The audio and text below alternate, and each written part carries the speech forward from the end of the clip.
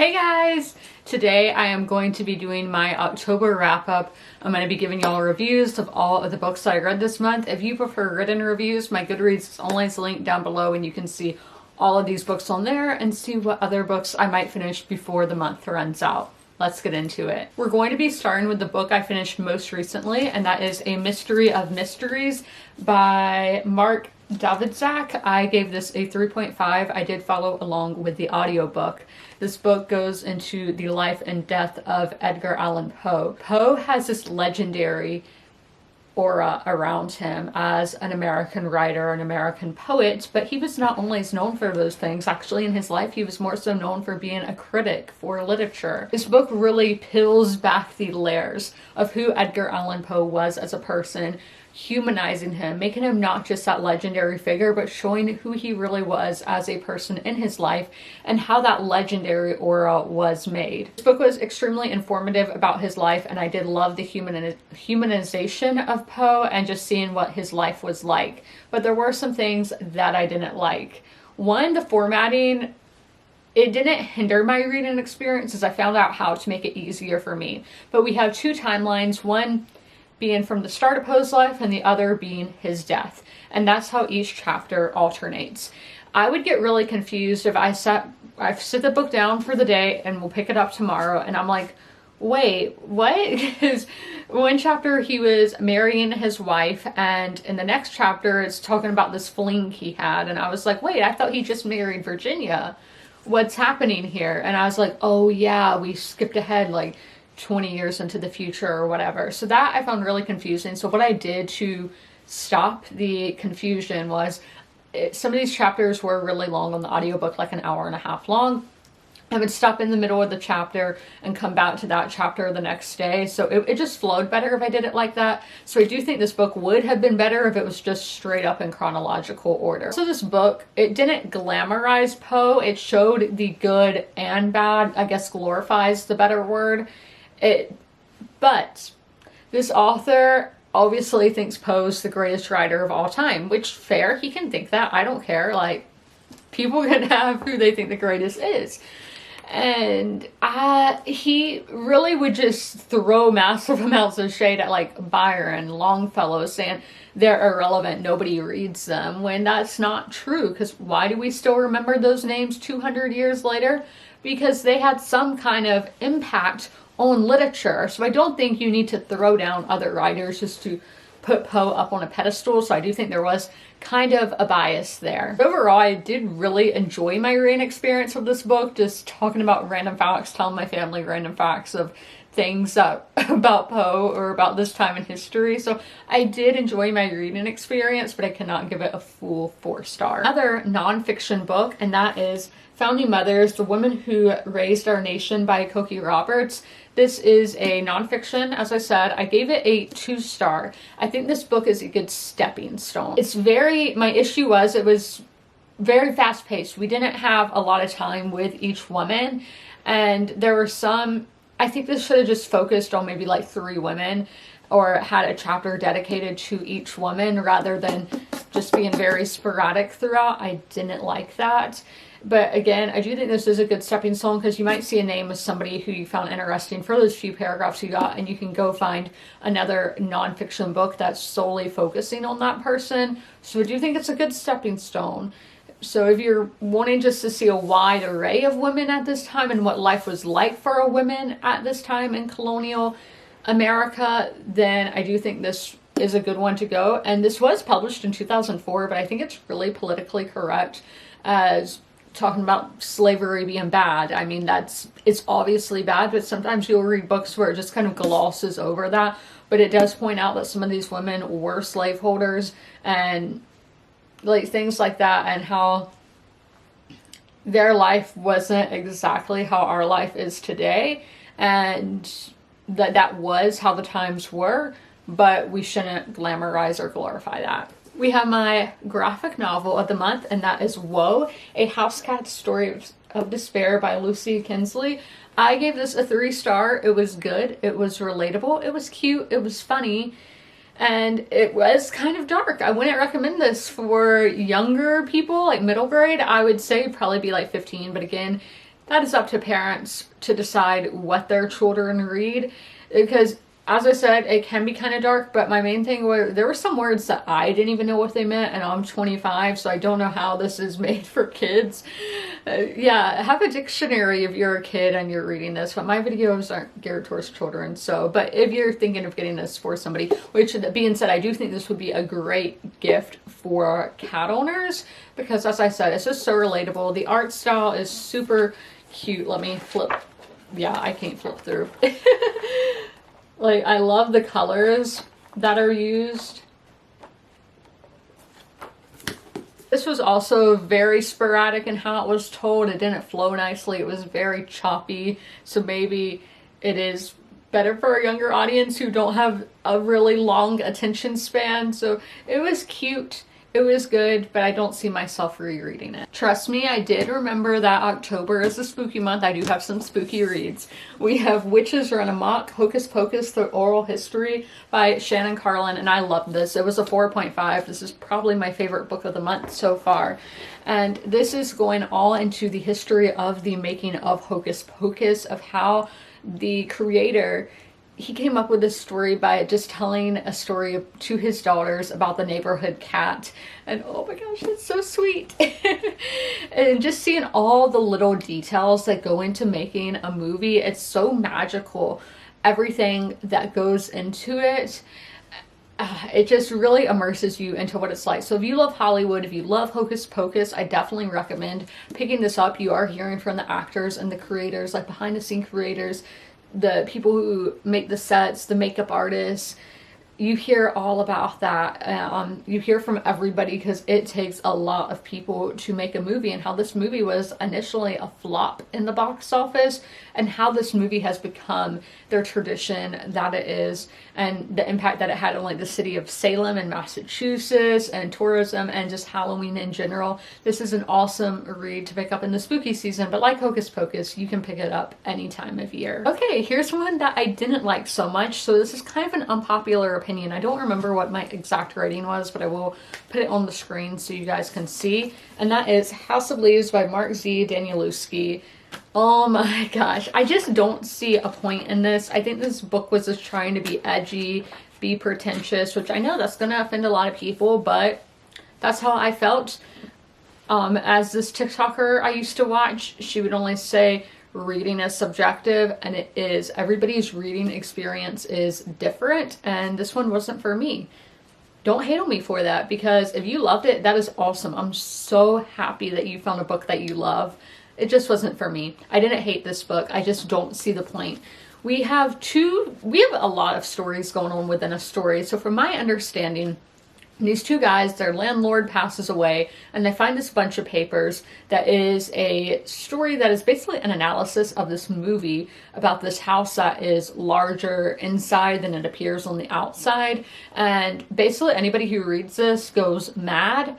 To my understanding, again, to my understanding, this book is it's a very difficult read, in the sense that, as you can see, some of these pages are like empty, and then some have a ton on them. So you're going to need a lot of brain power to read this book. Those really dense pages, that's like the first quarter of the book. I was like, how am I going to get through this book? It is going to put me in a reading slump.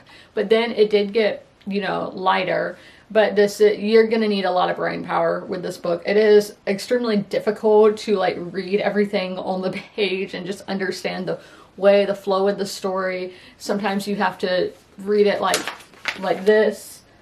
It's a whole ball game. It's a very wild time of book. It's very unique, and I mean, I can give the author props for that it was a very unique read, but it didn't do anything for me. I didn't like how we had a story in the footnotes and then a story on the main page. That just really wasn't for me. I received an ARC back in 2020 and a Goodreads giveaway, so it wasn't like really sent to me because I'm a reviewer. But if you guys have some physical ARCs that you want to send my way, I'm asking, thanks. So this one, the first one I ever got, was Blacktop Wasteland by S.A. Cosby, and this grew on me. I'm usually not a thriller person, but I can understand why the characters did everything that they did. I didn't necessarily like the characters, and I don't think they were bad, but by the end, our main character of Beauregard was kind of starting to grind my gears. I wasn't really liking him. The atmosphere was so good, though. This takes place in Virginia, mainly like the Hampton Roads area, and I just think it did a good job at showing some of those smaller towns. I know the Hampton Roads isn't small, but going out those smaller towns and rural America, and how hard it can be to stick to a straight line, and how a lot of these towns really are like blacktop wastelands. I can think of a few personally, but it can be rough. And there's racism in these towns, there's poverty, and that leads to all sorts of issues. And I think this book does a great job at showing that, and showing it in a realistic way. The dialect was great. The author did a great job. You can definitely tell that he's from there. The writing was a bit much for me at times. Again, this is an art, so I don't know if it did get edited down later. And this is my second S.A. Cosby book that I've read, but the writing, I do think it needed to be diced down a little bit, because I was just like, okay, dude, get to the point. And then plot, it's an intriguing plot. This usually isn't the kind of plot that I gravitate towards, like that one last mission, you know, for somebody to complete and then they're going to be done with the life of crime. But I can understand why somebody would do all of this. So I do think this was a good story. On to the last few books now. So as I did read Witches Run Amok, before that I read Hocus Pocus and the all-new sequel by A.W. Is it A.W. Jantha? The name's not on the front. I did this as my buddy read for the month, and it was a lot of fun to buddy read. I liked this book. It was good. It's not a new favorite. I definitely prefer the movie. And I do think when we have Hocus Pocus, it's a great adaptation of the movie. It really opens just some new doors of seeing what's going on inside the characters' minds. Some things that you're not going to see on screen, but some things are just easier to see on screen, like Binks. He's just a character that's easier to understand when he's on the screen versus on the page. But this gives all the cozy, nostalgic Halloween vibes that I'm always after. And reading Witches Run Amok, the author of this was one of the people talking in that book. She had a very similar reading experience to, experience that I did with Hocus Pocus. I didn't see the movie till I was an adult. Now, totally different circumstances of why. But when I did see it, I was like, oh my gosh, it's so cozy and nostalgic. And the author did a great job at getting that across on the page as well. Now, the sequel just felt like it was trying to be way too epic. It felt a lot bigger than Hocus Pocus. It did not have the cozy vibe. It was definitely like trying to be Harry Potter, like an epic battle at the end and everything. I'm like, that's not Hocus Pocus. It didn't feel like Hocus Pocus to me. I wasn't drawn to those characters. And it's not even because they're teenagers, because this is a young adult book. It's not because they were teenagers, because I like Max, I like Danny, I like Allison in the original one, but the second generation, no. They were very annoying, and I think the second one just feels older. Like, the characters are about the same age and everything as they are in the first movie, but it just feels like it's for an older audience, and it just isn't as cute, it isn't as campy as the first one, so I didn't really like the sequel as much as I liked the first book. My 5-star prediction of the month, and it was a 3-star, and that is Matrix by Lauren Groff. Okay, characters, didn't feel a lot towards them. No, I didn't. I feel like the idea of the characters, of this noble woman who is the bastard daughter of a king being sent away to go live at a nunnery, and it's nothing like she's experienced before. And I think that's a great idea for a character, but it just wasn't executed properly on the page. And I usually love Lauren Groff, so I don't know what was up with that. But the atmosphere was fantastic. It was perfect for this time of year. But I even think it'd be good for winter as well. It's just a very like damp, I know people don't like the word moist, but moist, dark, almost gothic feeling of a setting. And I really like that. And again, I think it was perfect for October to read something like that. And the writing, yes, I love this writing. It gives you just enough description that you need. It's descriptive, but it's not overbearing like a lot of books are these days. It got the point across, and that's what I love most about Lauren Groff's works, is that it's blunt, it's to the point. It's not giving me all this extra stuff that I don't need, and I appreciate that so much. And again, when I was talking about like plot, talking about characters, I told y'all basically the plot. Again, I do think it's a good plot. I just don't think the character work was executed properly.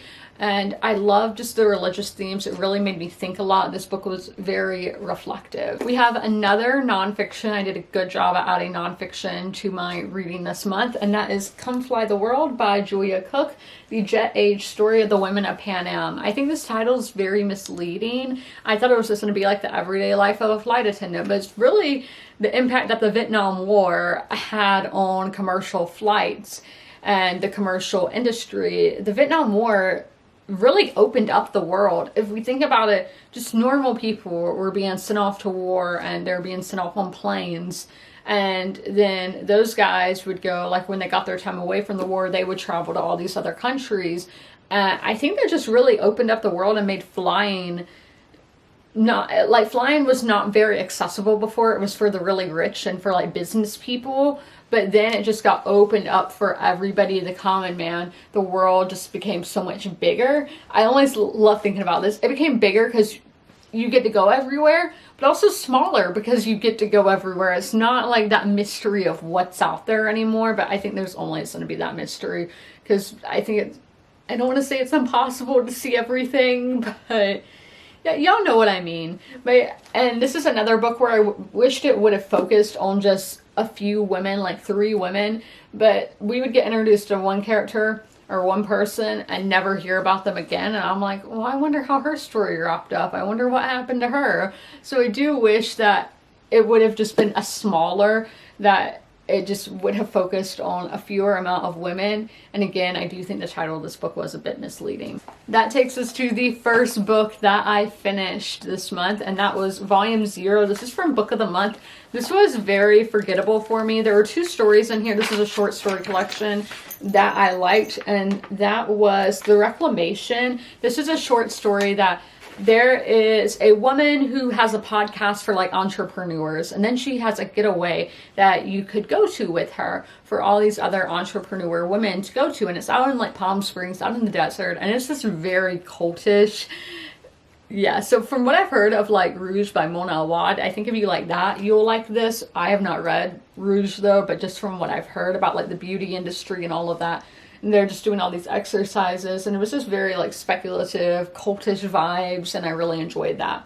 The other one that I liked was A Spell for Disappearing. This woman is in a relationship with this man. It was a very fast moving relationship, but everything might not be as it appears with that man, and somebody from his past comes and looks for all these girls, and it's like, he might not be who you think he is. Those are all of the books that I finished in the month of October. I hope you guys enjoyed this video. If you made it all the way through, leave a Halloween emoji in the comments below. And as always, comment, rate, and subscribe. And don't forget to ring that notification bell to be notified when all my videos go live. I'll see you in my next one. Bye! If you are familiar with my videos, you're used to seeing Sherman at the end of them. Sadly, Sherman has since passed away, but I would still like to encourage you guys to help your local shelters. Sherman was at the Darlington County Humane Society in rural South Carolina. I always have their link down below in the description if you guys would like to help them, but also help your local shelters as well. You can do that by donating, sharing posts like this one, volunteering, fostering, and adopting, which it's great to do all of those things. Great to help your community, great to help the animals in your community, and I cannot recommend it enough. All of my pets were rescues, they were strays or from animal shelters, and I love them so much, and I know how much love they can give, so knowing these pets at the shelter can equally give that much love, it's amazing. And y'all should totally take part and help out those local animal shelter pets, and please help them.